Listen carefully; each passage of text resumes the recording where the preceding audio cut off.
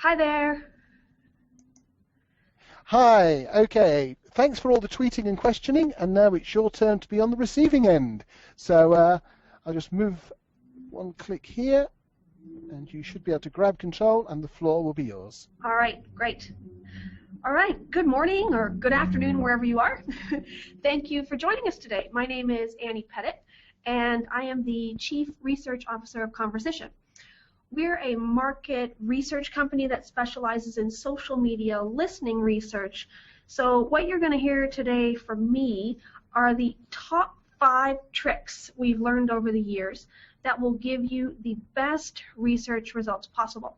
So let's get right to it.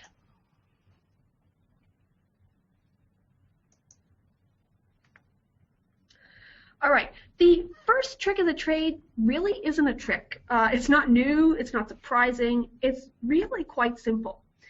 Every social media listening research project should start with a research objective. It's something you do with every survey project, every focus group project, every mobile research project. This is simply what you need to do to get your research program started. There are a number of objectives we're quite familiar with, and they range from things like usage and attitude studies, segmentation work, custom research projects. Based on those objectives, you design the appropriate research instrument, whether it's a survey or a discussion guide, and all of your analysis techniques have that specific objective in mind. Strangely, though, this is often not what happens in social media listening research. This is what I often see in listening research. People don't actually have a research objective. They simply want to see what social media listening data looks like. You might wonder what's so bad about that. Well, let's imagine you've got a 50-page survey and you found 500,000 people to answer it. Now, of course, you have no research objective, so what are you going to do? What's going to happen is you will meander through hundreds of pages of crosstabs. You'll see something weird over there, something strange over here, and something really neat somewhere else. And 3 weeks later, you're going to realize you've wasted 3 weeks staring at a bunch of numbers and you've progressed nowhere. So sure, you've learned lots of interesting things, but they don't create a cohesive brand strategy. They don't solve any of your brand problems. You haven't gotten any further ahead. So jumping into social media research without a research objective is no different. It's a recipe for failure. It's a tasty recipe, yes, but it's still a failure. The alternative is to have a research objective. And just like traditional research, there are plenty to choose from. It could be as simple as determining whether people like the new advertising campaign you've launched on TV. Do they like the spokesperson? Do they like the background music? Are they sharing the YouTube version of the commercial with everyone? Or are they super annoyed with the commercial's tagline? The objective could be something like, is Facebook a good place to advertise my product? So in this case, you could evaluate all the different websites where messages about your brand exist, determine the sentiment towards your brand on each of the different websites, and then calibrate your message for each of those websites. For example, if Facebook fans like to talk about the color of your product, then you might want to focus your Facebook messaging on the color. And if Twitter fans like to talk about the size of your product, you might want to focus your Twitter messages on the size. So once you know your research objective, your analysis plan becomes very straightforward and you can complete your research much more quickly. Let's move on to the second important tip.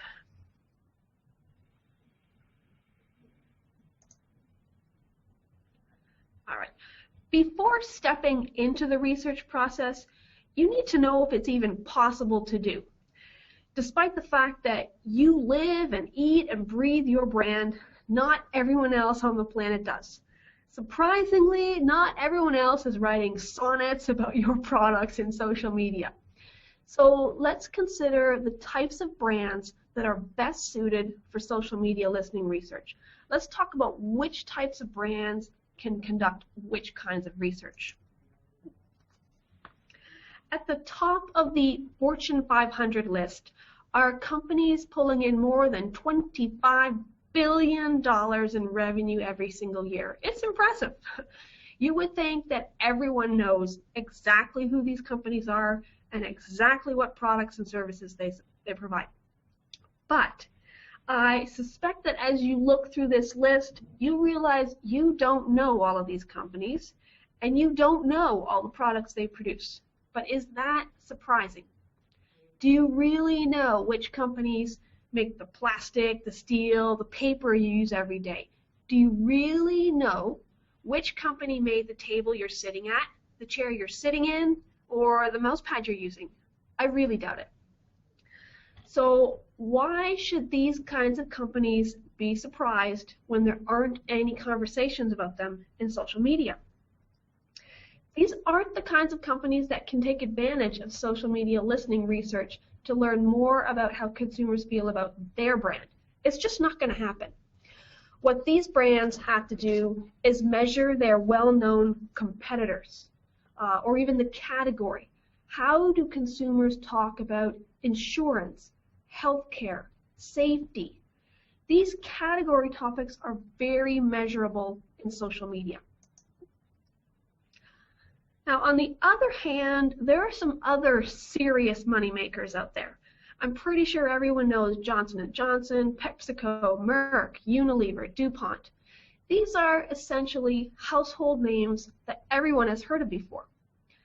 But if you really think about it, you don't talk about these companies. You don't really care about the overarching company. You care more about the products they make. The Neutrogena skincare products, the Pepsi beverage, the Claritin allergy medication. If you're going to talk about any brand, it's going to be the consumer brand, not the parent brand.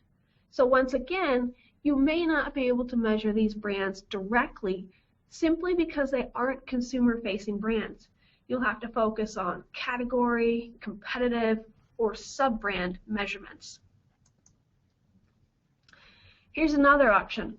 I love talking about Annie's Bakery. When I retire from market research with millions of dollars in the bank and open the bakery I've always wanted, I'll have my own storefront. You'll be able to find me on Google Maps.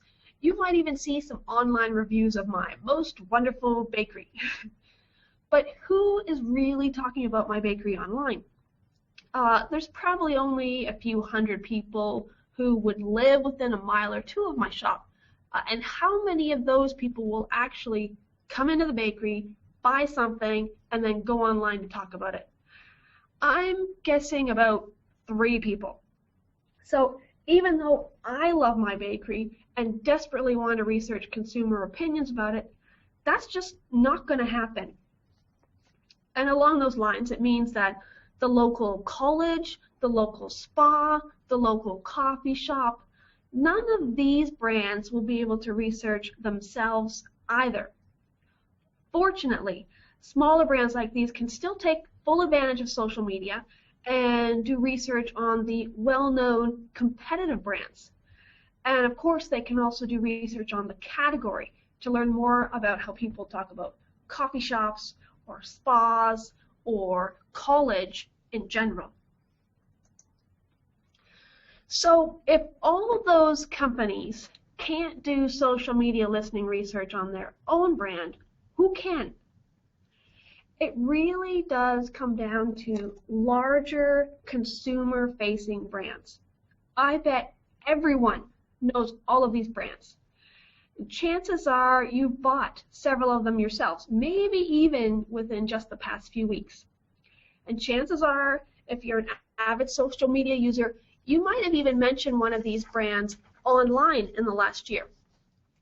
So the question comes down to this. How do you know which brands are best suited to measure consumer opinions about their own brand? For me, it comes down to this. Imagine yourself sitting in a coffee shop with a couple of your best friends. You're having a fun conversation, talking about going to the movies, going shopping on the weekend, spending time with your family. And amongst that conversation, which brand names are going to pop up? Those are the brands that are perfect for measuring consumer opinions. Those are the brands that can measure not only the category opinions and the competitive opinions, but also opinions about the brand itself. So the moral of the story is this. Anytime you gear up to do social media research, remind yourself about the kinds of brands that consumers want to talk about, and consider if the brand you're working with is one of those. Then, be prepared to focus on category or competitive data if your brand isn't the best candidate to measure opinions about themselves. All right, tip number 3.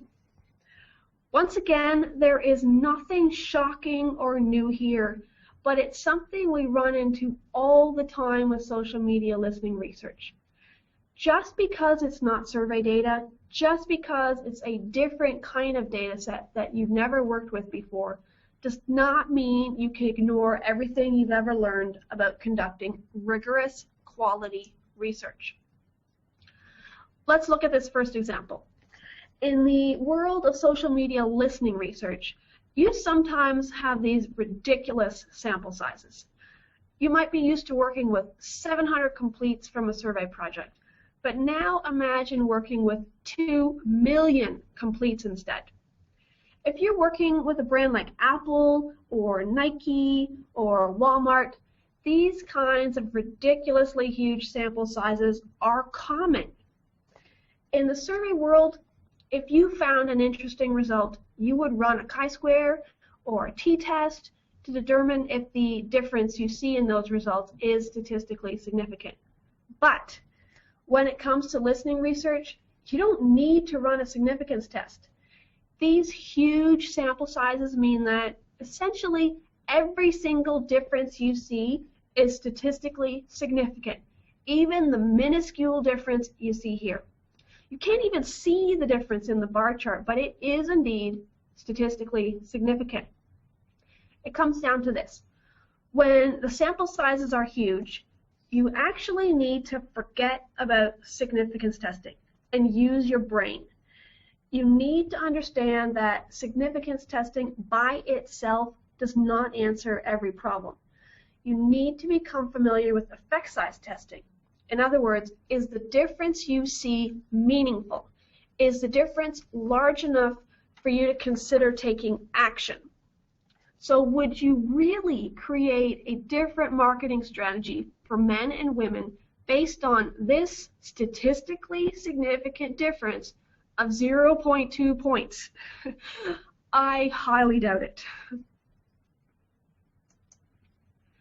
Now, on the other hand, there are many cases in listening research where small sample sizes do come into play. Because we can read individual verbatims from real people, it's very easy to lose track of the overriding issues that affect hundreds or thousands of people. It's really easy to focus on 1 or 2 or 5 people and get carried away with individual stories. In the example you see here, the sample sizes are far too small to generate any statistical significance. Does that mean you should not pay attention to the differences you see? Well, of course not. Once again, you need to use your brain. You need to consider whether someone's comment is simply a one-off statement or a problem that could quickly escalate into a PR nightmare. If you see 3 comments about a lawsuit or about a defect in the braking system of a car, forget statistical significance. You need to act quickly. On to tip number 4. Now that I've just finished saying don't forget everything you learned about research, basics, and statistics, I'm going to follow that up by saying be prepared to forego some of your research basics. Surveys and focus group research have put us in the position where we expect certain things. But with social media research, sometimes you just need to stop looking for things that aren't there to begin with. For instance, when was the last time you saw a tweet or a Facebook status update that included the person's age, gender, income, education, household size, number of children, race, religion, and language? I am going to guess on your behalf and say none. If you're a Facebook user, you know that there are places to provide some of this information, and you might have even given answers for some of them. But that doesn't mean Facebook chooses to share all that information outside of Facebook. And the same thing goes for Twitter. At best, there are spaces to say what country you live in, your age, your gender, but most people do not fill out those boxes. So what it means is that the vast majority of social media opinions do not come with any demographic information. We don't know if the person who hates McDonald's is a man or a woman, has kids or no kids, is old or young. We just don't know. So if you really need to know demographic information, then social media listening research may not suit your needs. You might actually need to run a survey.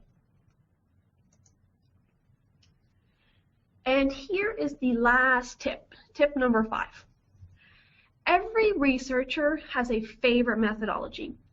Just a few years ago, I was all about online surveys. I could talk for hours about online surveys and data quality. I could solve every problem using an online survey.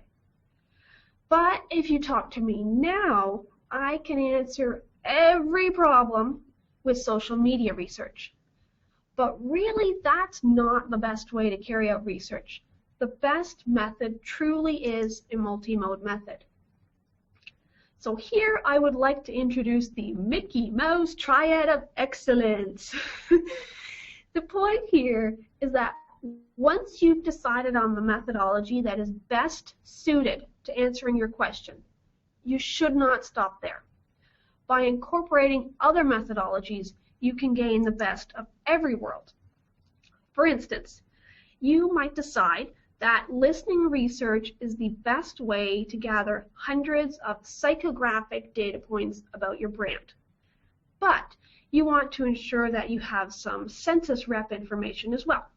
And that's where surveys come in with all of the age, gender, education, and income information. And then you might also decide that you need to learn about the purchase point of contact. And that's where mobile research comes into play. By combining these 3 methodologies together, you get a much fuller, more representative picture of what's happening with your brand. You don't need to have holes in your research if you plan ahead. And those, my friends, are the 5 tips that will generate the best possible listening research results. It really comes down to remembering that you are a researcher and you must uphold the standards and rigor that you've always applied to your research, whether it's survey research, social media listening research, or some other kind of research. Thank you very much.